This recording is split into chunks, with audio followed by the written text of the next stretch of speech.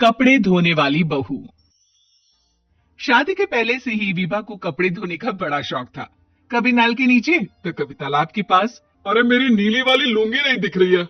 विभा की अम्मा, कहाँ रखी है लुंगी? अरे वो तो विभा ने परसों ही धोकर रखी थी आपकी अलमारी में, देखो वहीं होगी। वो ना मैंने आज धो दी, मुझे लगा कि गंदी हो गई होगी। अरे कैसे गंदी हो गई थी? उसे तो मैंने पहना भी नहीं। हे भगवान, इस लड़की के कपड़े धोने की आदत से परेशान हो गया हूँ मैं। जितना तो घर में राशन नहीं आता, उससे कहीं ज्यादा डिटर्जेंट पाउडर का खर्चा है।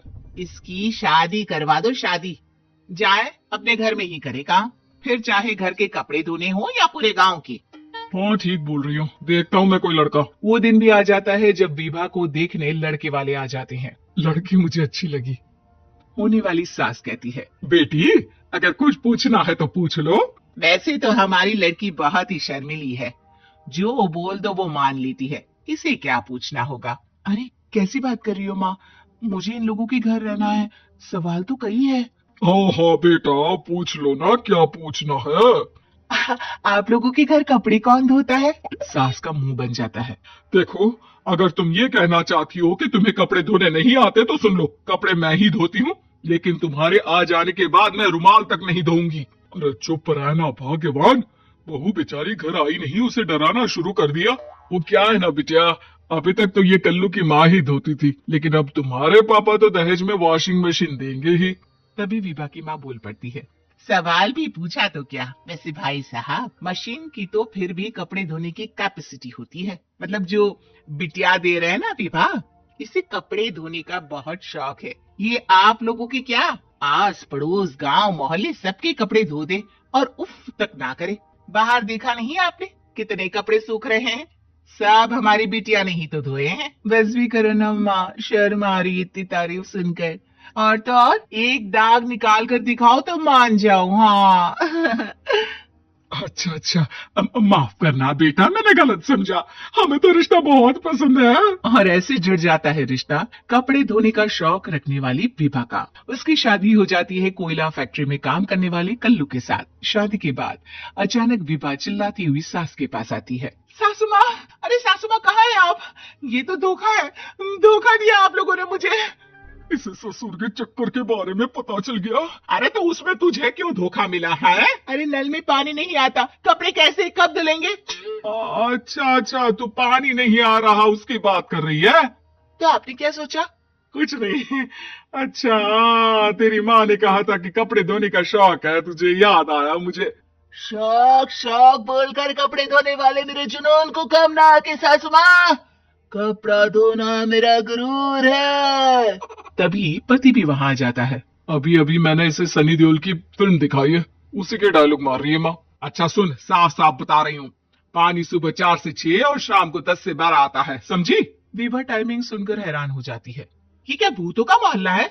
सुबह 4 बजे उठकर कौन कपड़े धोता है? 4 बजे टंकी में पानी जाता है, फिर सारा दिन धोना ना, किसने मना किया?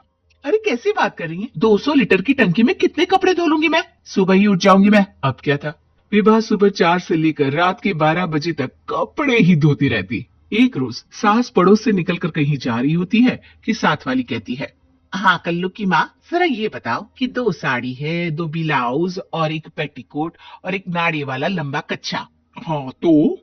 अरे तो क्या, कितना लोगी धुलाई ये बताओ। धोबन दिख रहे हैं हम क्या? हमारे पति सरकारी नौकरी से अभी अभी रिटायर हुए हैं और बेटा सुपरवाइजर है कोयला फैक्ट्री में। धोबन समझ रखा है हमें।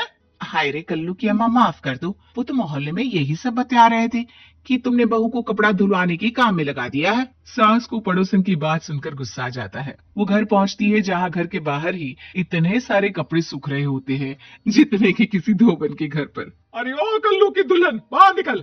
माँ जी यहीं आ जाओ, बाथरूम में चादर धो रहे हैं हम। अरे अभी हम धोते हैं, तुमको बाहर निकलो। ये आस पड़ोस वाले बोल रहे हैं कि हम बहू से कपड़े धुलवा धुलवा कर उसे कपड़ा धोने वाली बना दिए हैं।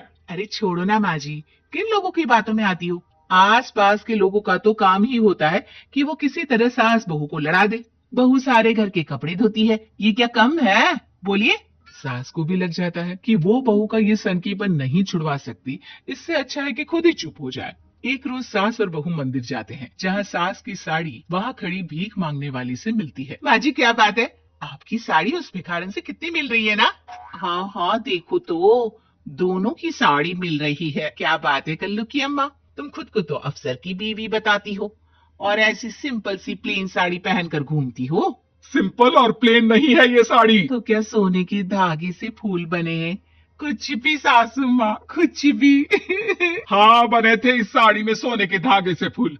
मेरे पति लेकर आए थे मद्रास से स्पेशली मेरे लिए 10,000 की। ताहे भाई साहब इस भिखारन के लिए भी सेम टू सेम साड़ी लेकर आए होंगे 10,000 की। सास उस वक्त तो कुछ नहीं कहती, लेकिन बहू के साथ घर आती है और अलमारी से एल्बम निकाल कर लाती है। ये साड़ी देख रही है, ये वही साड़ी है जिसे मैंने अभी पहना था। इस साड़ी में ये जो चमकदार फूल दिख रहे हैं ना, ये सोने के धागों से काढ़े गए हैं।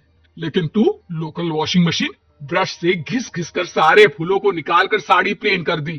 मुझे माफ कर दीजिए सासू माँ। और तो और, जब मैंने तुझे तेरी गलती के लिए कुछ नहीं कहा, लेकिन तूने तो सबके सामने मेरा मजाक ही बना दिया। क्यों? बहू को समझ में आ जाता है कि अब से उसका कपड़े धोना बंद।